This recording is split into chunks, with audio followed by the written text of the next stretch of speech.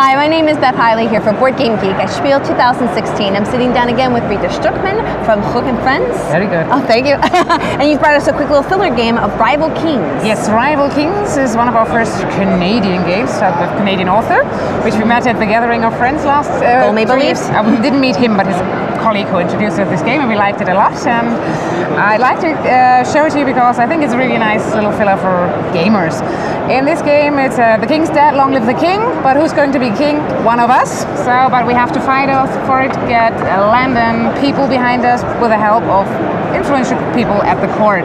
So very quickly only, in the game you try to collect pairs of cards. It's good to have the same color, like if you've got two red cards, a red subject and a red, should I put it more? Yeah, there we go. So, yeah, a red subject and a red building. This at the end would be 3 points, because if it's not a perfect match, you get the higher value of cards. If I had this card, so the natural habitat of him, which would be the cathedral, we've got the same symbol, that means it's a perfect pair, you would get the complete points. This is what you're going for. How do you get it?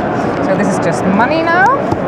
So each card is twice in the game, but we will only play with half of them as subjects and buildings, so there might be 2 of this in the game or none in this round.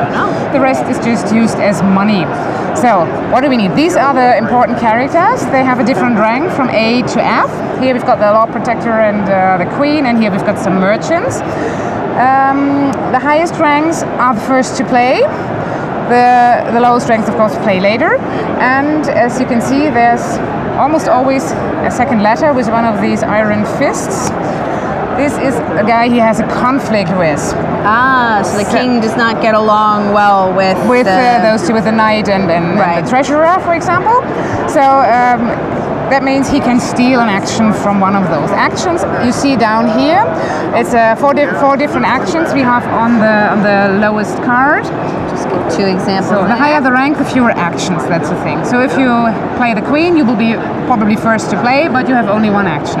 If you play the merchant, you will last to play, but have probably 4 actions. So just quickly, how does it work? At the beginning, each of us already has one of these little conflict markers, which are not good because there are 2 minus points at the end of the game, so you don't really want them. Each player gets 3 cards. Let's pretend there's a third player. You can play it with 2, but let's pretend we're 3. So you choose one of these cards, put it in front of you on the table, and then we open them simultaneously. And we already know that the higher rank is going to go first. Exactly. Now we check for the rank. You have C, so you will...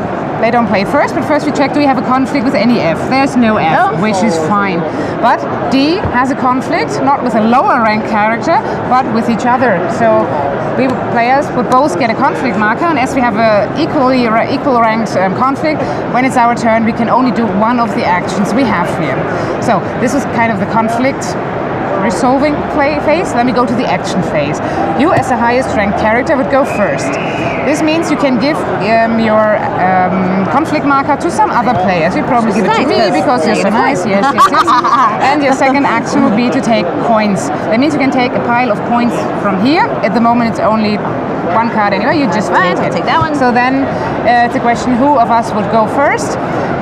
We check who's got fewer conflict markers. That would be him, so he goes first, but he's only allowed to do 1 action. He could also take money, or he could say, no, I want to build a building. At the beginning, each of us has 5 gold coins to start with, and he would probably say, okay, pay 4 and put this here and collect it. Creating a pile of money that someone else might take. Now I have a difficult situation, because I could either do this action and take the money, or take buy a subject and take that action. And actually I have a very good situation at the moment, so I have my starting capital here.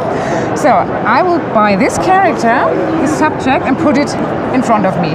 Buildings are just buildings. You need them to make pairs. The subjects, however, bring a special ability that you can use once a round. Like she will allow you a money action. So I can take this pile after all. Everything. Yes. So after that we will take those away. We still have 2 characters on our hand. Would play one of them. Just again the same thing. And see what we have here. Oh, we've got no conflicts, which is nice. So you would go buy a building, build it. And then it would be my turn and his turn. But I would like to show you different conflicts. Like if you had played this one, you would have to be a conflict with C. That means I would get a conflict marker. and you are allowed to steal one action from me.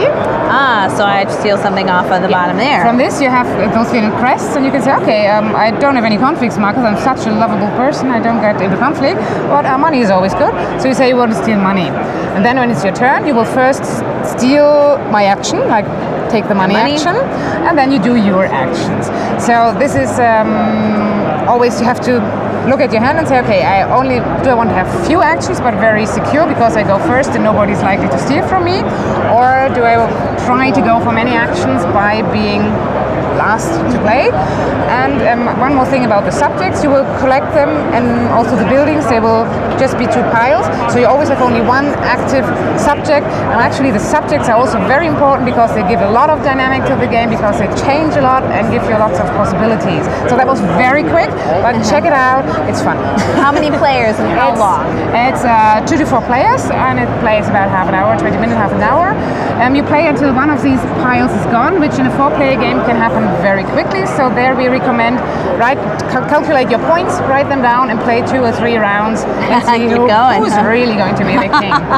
Well, Britta, I am really glad we had the time to squeeze this one in. If you guys are interested as well, this is Rival Kings by HUCH and Friends, and have a great rest of your evening. You too, thank you. See you next year, I'm sure.